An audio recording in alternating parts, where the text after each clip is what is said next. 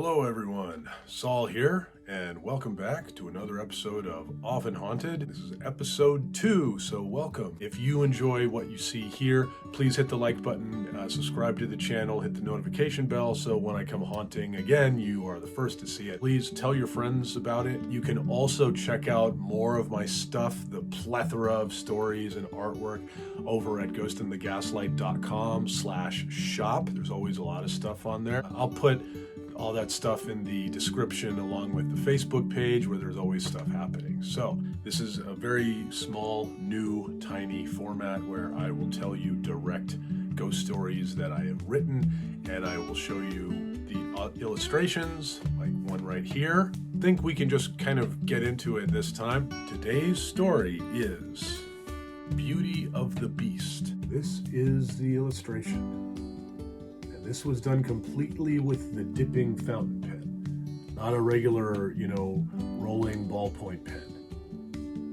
This one, you constantly run out of ink, so you've got to replenish the little nib reservoir, and then you get back onto it. But it can be very precarious because if there's too much and you're going on a really fine part of the drawing, you can just get a whole blob, and that can just really screw it up, and you could lose hours of work like that.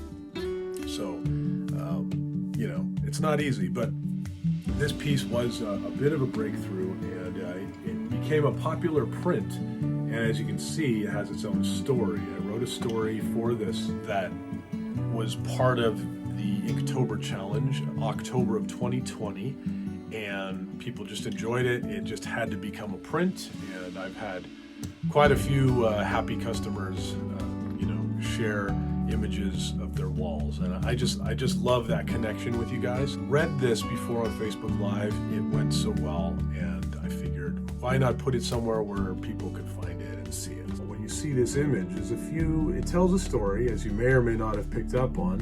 For starters, she's cutting his nails. She's got a Dia de Muertos skull makeup on her face.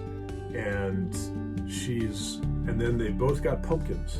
So this kind of tells you what time of year it is. And notice he's got on his fingernails, they're long, he's got big hands, and his pumpkin has been kind of messed up, her pumpkin, right? So that gives you a nice little sense of the contrast, the romantic contrast of these characters, if you will. Beauty of the Beast. He groans and snorts. Poor thing is never in the mood to sit still like this. Easy, my love. It will be over soon. I take to humming a tune, for it is true what they say about savage beasts and music. His eyes blink and relax. I can't help releasing a smile as I feel his soft purr beginning. I take his huge paw in my hands. It is about the size and weight of a bunch of bananas. His jagged claws catch the candles and the moon, glistening gold and silver. He instantly relaxes all around me as I carefully begin to clip him. He has been a good boy, grooming himself, but those banana clumps of his are useless with the clippers. So, here we are, and I am tasked with trimming these rippers of his. I remember the first time that this grooming ritual occurred. He had winced and spat and roared when I first started on him. It was a mite terrifying. Still, I told him if he wanted to maintain a woman's touch here in his castle, we were going to find the paws in his claws. Poor thing didn't know what to do, and so I began humming to him. To his credit, he adjusted. Now he stares at the whole act, a bit less befuddled. I tell him what a good boy he is, and what a wild Halloween we are going to have together. He licks my ear and purrs so loudly I can't concentrate through his beastly vibrations. I warm so much to the sounds of his contentment. There is nothing like the feeling of your man trusting you, your cat trusting you, or both. And that is Beauty of the Beast.